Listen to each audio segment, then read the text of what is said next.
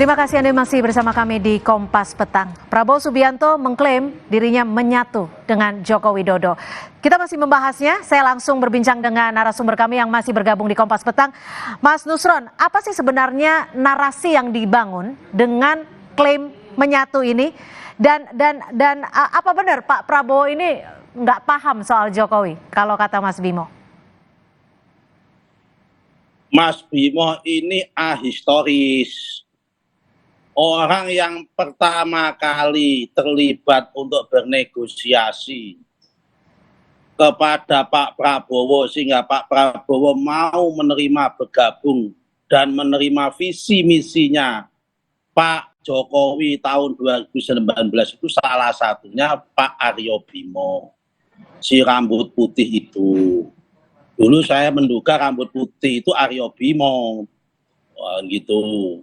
Nah, kalau tiba-tiba sekarang bilang nggak paham, ya saya malah nggak paham itu Bimo ngomong apa. Jangan-jangan Bimo nggak paham apa yang diomongkan itu.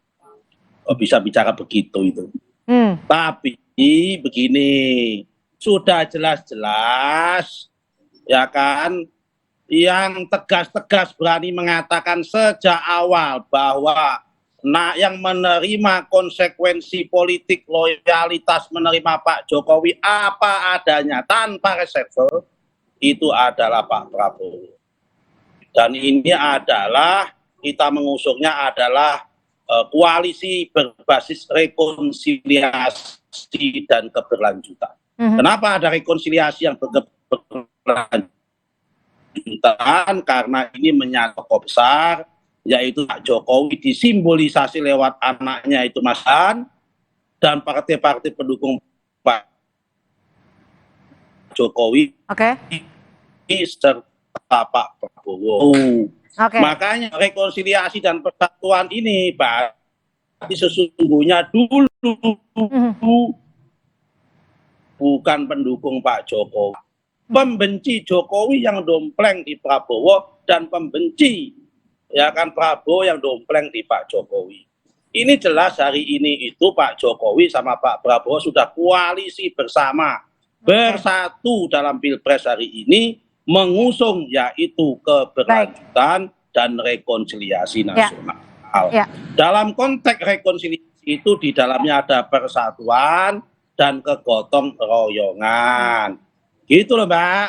Ya, kalau ada pihak-pihak yang kecewa dan getun itu kecewa karena sudah terlanjur melepas Pak Jokowi, ya kan, seperti Pak Bimo ini dari nada-nadanya itu getun, mau melepas Jokowi, ibarat gadis sudah kagum di Mas Bimo nih ya. Diputus pacar, tapi sekarang mau digandolin lagi, ditarik Mas Bimo, lagi. Lalu Maaf ya Mas Bimo, ya kan, Pak Jokowi sudah tidak bersama dengan Mas Bimo lagi kali ini. Oke, ditahan dulu Mas Nusron. Mas Bimo, lalu apa sih menurut perspektif Anda yang membedakan antara Prabowo Subianto dan juga Joko Widodo? Mas Bimo? Ya, halo. Ya? Apakah bisa didengar suara saya? Sudah. Apa menurut Anda yang membedakan Prabowo dan Joko Widodo? Begini ya, yang namanya Pak Joko Widodo itu kan pemimpin yang akhirnya menjadi seorang presiden, yang mempunyai gagasan, narasi besar, visi, misi, program, dan kegiatan selama 10 tahun jadi presiden, yang track recordnya terlihat jadi gubernur, yang track recordnya terlihat bagaimana menjadi wali kota 2 kali. Pak Prabowo ini juga soal negarawan, politisi ulung.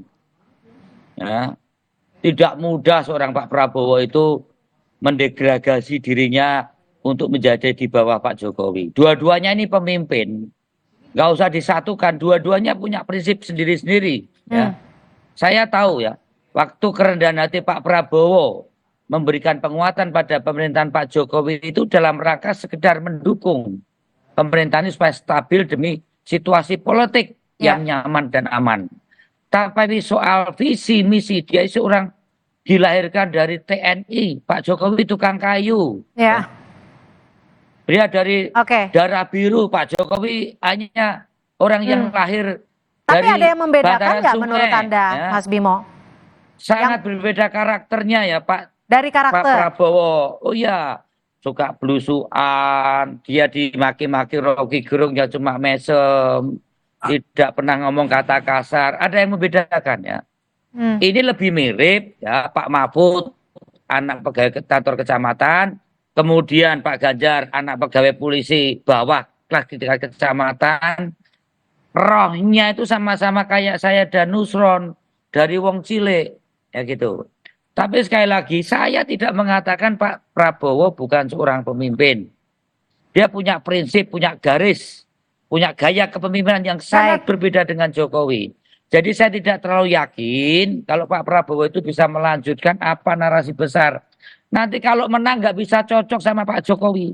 Kalau menang, ya pasti Gibran ditinggal. Kami merasa itu lebih tepat bahwa ada gesekan kemarin pada saat pencalonan Mas Gibran itu hal yang biasa. Oke, dalam Mas PDI Nusron, benar Perjuangan. kalau menang Gibran Kami ditinggal. tidak membuang Pak Jokowi. Kita tidak membuang Jokowi, tidak. Karena pikirannya itu bareng. Prabowo Gibran duit tunggal kok ditinggal tuh gimana?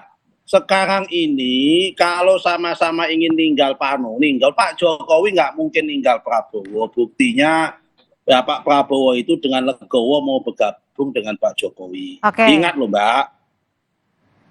Baik, Mas Adi, apa sih sebenarnya Di Jawa itu, ya kan?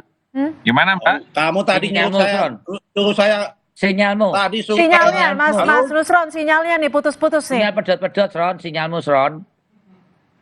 Oke, Oh ya, jelas kayak ini. ya silakan, Ya. silakan. Ya nggak mungkin, Pak Jokowi Pak Prabowo nggak mungkin ninggalin Pak Jokowi, apalagi ninggalin Mas Gibran. Ini duit tunggal. Itu hanya mimpinya, ya kan? Itu mimpi tafsir yang salah. Tafsirnya orang kampanye dari Mas Bimo, tafsirnya orang yang getun, yang lagi menyesal karena melepas Pak Jokowi. Sudahlah Mas Bimo, terimalah keadaan ini. Pak Jokowi memang kali ini tidak lagi bersama dengan PDIP dan Mas Bimo dan kawan-kawan yang lain. Mungkin barangkali pada politik mendatang bisa ketemu lagi. Baik, kami tapi sudah kali tangkap ini, Mas Nusron. Pak Jokowi, Pak Prabowo bersama kami Mas Bimo. Oke. Alep you Mas Bimo ya. Baik, kami sudah tangkap Mas Nusron. Saya akan bergeser ke Mas Adi. Mas Adi, narasi ini sebenarnya hanya untuk menjaga elektabilitas kah? Atau seperti apa menurut perspektif Anda, Mas Adi?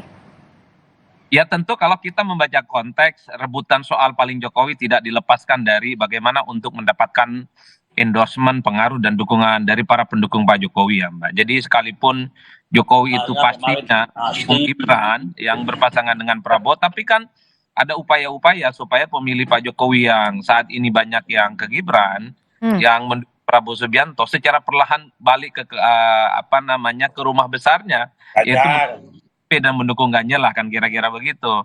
Oleh karena itu saya di awal sudah disclaimer, kalau Pak Jokowi ini bukan presiden, kalau Pak Jokowi itu tidak punya pengaruh yang kuat terutama di level voters, maka tidak akan diributkan seperti sekarang ini. Toh juga banyak kok elit-elit di negara ini yang mungkin karena pengaruhnya tidak kuat, bukan karena presiden, tidak jadi bahan rebutan secara signifikan. Tapi memang karena ini jelang pemilu 2024 narasinya seakan-akan disembunyikan soal elektabilitas, terutama soal siapa yang paling bisa melanjutkan Jokowi, terutama soal siapa yang bisa melanjutkan semua legasinya Pak Jokowi. Itu kan sasaran-sasaran antara.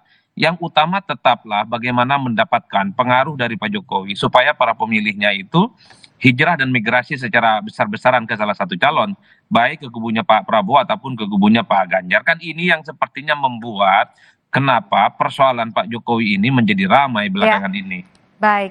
Baik, terima kasih sekali lagi atas perspektifnya sore ini. Begitu hangat, Jubir TPN Ganjar Mahfud, Aryo Bima, Jubir TKN Prabowo Gibran, Nusron Wahid, dan juga Adi Prayitno, Direktur Eksekutif Parameter Politik, sudah bergabung bersama kami di Kompas Petang. Selamat sore, terima kasih. Saudara, informasi lainnya di Kompas Petang akan disampaikan rekan saya, Rahmat Ibrahim. Silakan. Terima kasih Cynthia. Saudara, terima laporan transaksi janggal di masa kampanye dari PPATK, Bawaslu memastikan akan melaporkan ke penegak hukum jika ditemukan ada pelanggaran.